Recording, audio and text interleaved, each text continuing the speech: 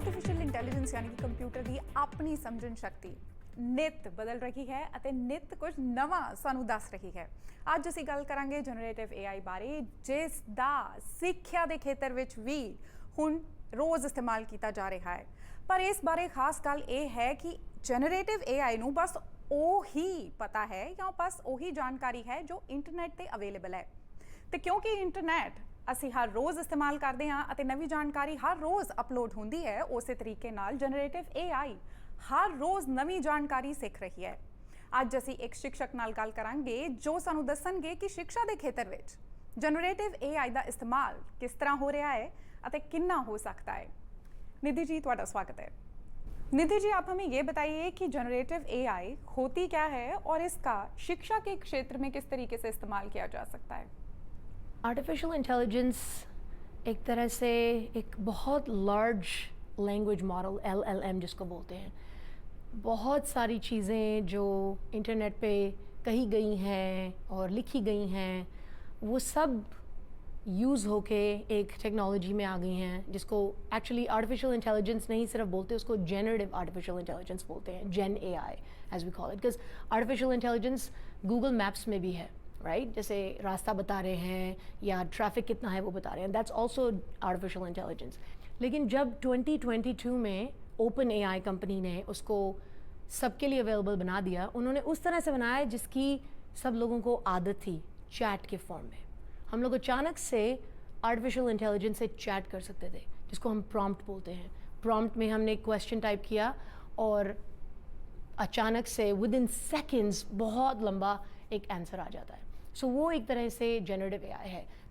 तो जेन AI का students जो विद्यार्थी स्कूल जाते हैं या कॉलेज जाते हैं वो कैसे इस्तेमाल कर सकते हैं।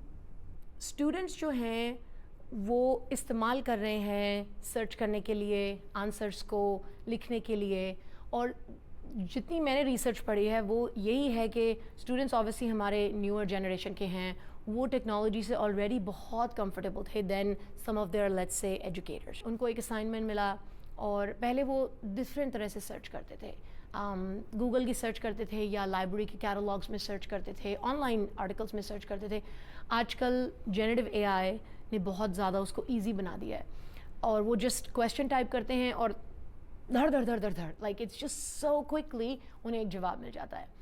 लर्निंग थोड़ी सी उनकी फास्ट हो सकती है, लेकिन उसके साथ प्रॉब्लमेटिक बात यह है कि स्टूडेंट्स जो हैं इस टेक्नोलॉजी पे कुछ ज़्यादा डिपेंड कर सकते हैं and that's can happen over time. जैसे हम लोग गूगल मैप्स इस्तेमाल करते हैं, कभी कभी जब मैं अपनी गाड़ी में बैठती हूँ मैं सोचती भी नहीं हूँ कि मुझे पता है वहाँ कैसे जाना है, but I still use Google Maps and then I think oh this was a bad way to get there.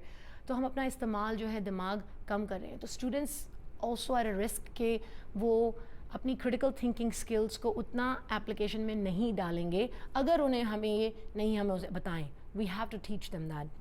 Gen AI जो आप बात कर रहे हैं उसका इस्तेमाल शिक्षक कैसे कर सकते हैं। क्या किसी तरीके के कोई टूल्स हैं जो AI प्रोवाइड कराती है जो शिक्षक भी इस्तेमाल कर सकते हैं बेहतर शिक्षा देने के लिए। अभी मैंने रिसेंटली एक माइक्रो लर्निंग सीरीज़ डेवलप करी थी, तो उसमें मैंने 4-5 छोटे छोटे लेसन्स बनाए थे टीचर्स के लिए कि टीचर्स जो हैं जनरेटिव AI का मदद ले सकते हैं लेसन प्लानिंग के लिए। आपको एक स्पेसिफिक चैप्टर पढ़ाना है, वाटर साइकिल पढ़ानी है ग्रेड 4 स्टूडेंट्स को, कुछ क्रिएटिव तरीक़ों से पढ़ानी है, तो आप जनरेटिव AI की मदद से बोल सकते हैं मैं ये पढ़ाने लगा हूँ या पढ़ाने लगी हूँ तो मुझे कुछ आइडियाज़ दो। सो जनरेटिव AI आपको बहुत आइडियाज़ दे सकता है।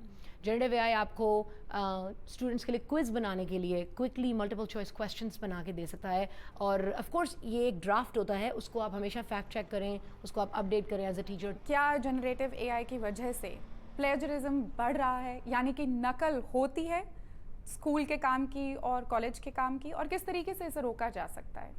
प्लेजरिज्म रोकने का फ़िलहाल कोई तरीका नहीं है। जो मैं नोटिस कर रही हूँ अपनी यूनिवर्सिटी में, अपने कॉलीग्स के अराउंड इज़ हम लोग ओरल एवेल्यूएशंस की तरफ वापस जा रहे हैं, हम लोग इन पर्सन टेस्ट्स और एग्ज़ाम्स की तरफ वापस जा रहे हैं, हैंड रिटन एग्ज़ाम्स और टेस्ट की तरफ वापस जा रहे हैं। कुछ स्टूडेंट्स, कुछ टीचर्स जो हैं वो कर रहे हैं।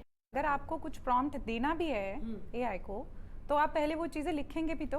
बिल्कुल, आपको बिल्कुल। पता होगा तभी तो आप इनपुट देंगे। बिल्कुल, बहुत आपने बिल्कुल सही बात कही, और इसीलिए मैं कहती हूँ कि पढ़ाने के मामले में फैक्ट लर्निंग जो है वो एसेंशियल है।